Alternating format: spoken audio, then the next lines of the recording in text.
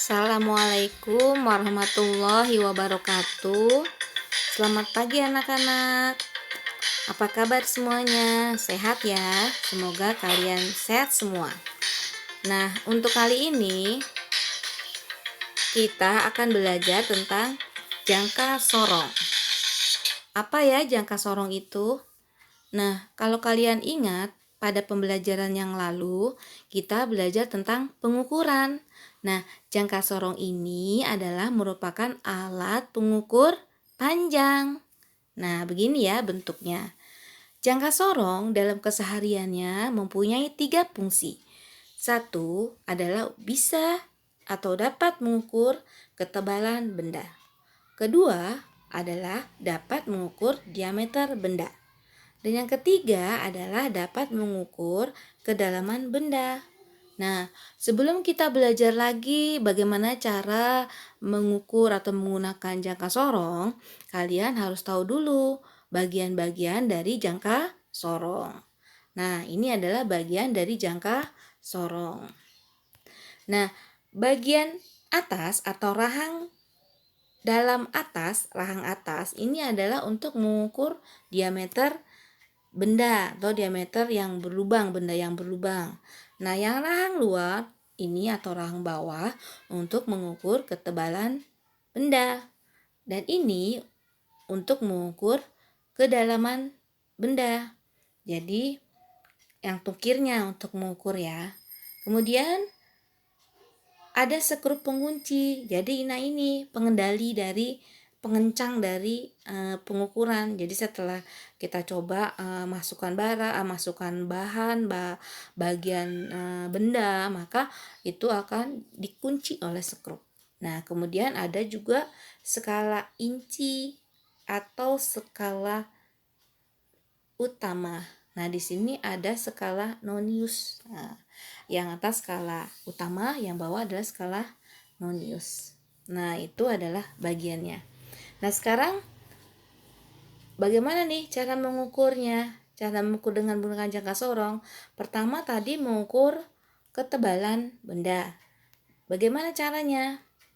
Nah, caranya pertama adalah kita putar dulu nih skrupnya. Nah, skrup kita putar sampai longgar, sampai benda ini masuk. Kemudian setelah bendanya masuk, berarti kita harus bisa mengukur ketebalannya. Dikencengin lagi skrupnya ini, kemudian baru diputar kembali dan baru kita bisa lihat skalanya. Ada berapa di situ. Nah, itu tentang ketebalan benda. Bagaimana dengan diameternya? Diameternya sama. Skrupnya kita buka dulu. Kemudian kita ambil benda yang akan diukur diameternya. Tentunya benda yang berlubang ya. Kemudian kita masukkan di sini. Nah, baru kita putar lagi ke skrupnya, kencengin. Nah, baru kelihatan skalanya berapa. Nah, begitu. Yang ketiga adalah kedalaman. Nah, kedalaman di sini sama ya. Kita buka dulu skrupnya. Kita keluarkan tungkir yang ada di sini di benda tadi. Nah, kemudian masukkan di jangka sorong tadi. Kemudian masukkan bendanya. Kemudian tungkirnya masukkan. Baru kelihatan dalamnya berapa dari skala jangka sorong ini, ya. Paham ya? Nah, itu cara mengukurnya. Nah, sekarang kalau sudah tahu cara mengukur jangka sorong, nah sekarang kita baca skalanya. Bagaimana cara baca skalanya? Nah, perhatikan di sini. Nah, ini kan jangka sorong.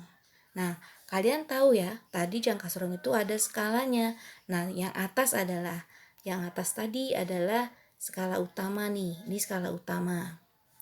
Nah, yang ini adalah skala nonius. Nah, itu ya. Jadi pengukurannya dari jangka sorong adalah skala utama ditambah skala nonius. Atas ditambah dengan yang bawah. Nah, itu cara ngukurnya. Bagaimana cara ngukurnya? Perhatikan di sini ya, cara membacanya gimana. Nah, cara membacanya seperti apa pada jangka sorong? Nah, pertama yang kalian perhatikan di sini adalah angka nolnya. Nih angka nolnya. Kalau di belakang angka 0, cara mengukur utama dulu ya. Lihat angka nolnya. angka 0 di sini di belakangnya ada angka 4. Nih, ada angka 4. Nah, berarti 4. Nah, 4 koma. Nah, kemudian di angka 0 ini berhenti di mana? Garis-garisnya sampai di mana? Nah, ternyata garis-garisnya ada di, kan ini ketelitian daripada jangka sorong itu 0,01 cm ya. Berarti ini ada garis itu dihitung ada berapa. Ada berapa garisnya. Nah, dihitung ya. 1 2 3 4 5 6 7. Berarti ada 7 sampai ke 0. Berarti ada 7. Berarti 4,7. Tadi kan 4, ini 4. Terus ini sampai ke 0 ini 7. Berarti 4,7. 4,7 cm. Nih, 4,7 cm. 4,7 cm ya ini. Nah, kemudian setelah 4,7 cm, kita hitung skala noniusnya sekarang berapa? Nah, skala nonius itu dihitung dari 0 ke sini, ke arah sini ya. Nah, berarti kalau 0 ke arah sini, kalau tadi kan skala utama ke arah belakang 0. Sekarang kalau nonius ke depan.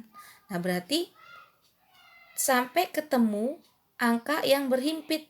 Lihat sini. Yang berhimpit itu nomor berapa? Antara utama dengan nonius. Nah, ada berapa? Ini nih ya, berhimpit ya. Nah, berhimpit. Ini utama, ini nonius. Nah, cari yang dempet. Nah, ternyata yang dempet itu ada di angka 4. Nih, perhatikan. Nah, dia dempet ya. Ini skala utama, ini dempet nomor 4. Perhatikan di sini. Nah, berarti karena tadi ketelitiannya 0,01, maka dia menjadi 0,04 ya. 0,04 karena dempetnya di nomor 4. Kemudian cara bacanya seperti apa? Tadi karena dia utamanya adalah 4,7. Nah, ditambah 0,04. Nah, ini dapatnya 4,74. Nah, 0,74. Nah, atau kita milimeterkan menjadi 47,4 mm. Paham ya? Nah, kemudian untuk lebih memahami lagi, kita belajar contoh soal. Nah, contoh soal di sini, berapakah hasil pengukuran diameter koin menggunakan jangka sorong di bawah ini? Nah, perhatikan di sini. Nah, tadi sebelum mengerjakan, kalian lihat dulu angka nolnya. Nah, angka nolnya kalau ke kiri itu kita menghitung skala utama. Kalau ke kanan kita menghitung skala nonius. Nah, sekarang lihat sini. Kalau di belakang 0 itu ada angka berapa? Angka 2. Nah, sekarang ada garis berhenti di 0 berapa? 1, 2. Berarti 2. 2,2 ya. Nah, terus kalau udah dapat 2,2, sekarang 0 yang kesini yang sampai berhimpit, sampai ketemu yang berhimpit. Oh, di angka 3. Berarti 0, ingat ya, 0,01 ya itunya. Ketelitiannya. Berarti 0,01, 0,02, 0,03. Berarti 0,03. 0,03. Nah, dijumlah berapa? Berarti 2,2 ditambah 0,03 berarti 2,23. Atau kalau dimili jadi milimeter menjadi 22,3. Ya. Lihat hasilnya. Nah, hasil pengukurannya adalah 2,2 cm ditambah 0,03 cm menjadi 2,23 cm, atau kalau dibuat mili dikali 10 menjadi 22,3 mm. Paham ya? Mudah kan belajar tentang jangka sorong, bagaimana mengukur menggunakan jangka sorong? Nah, jadi kesimpulannya apa jangka sorong? Yaitu jangka sorong adalah alat pengukur panjang. Mempunyai 3 fungsi.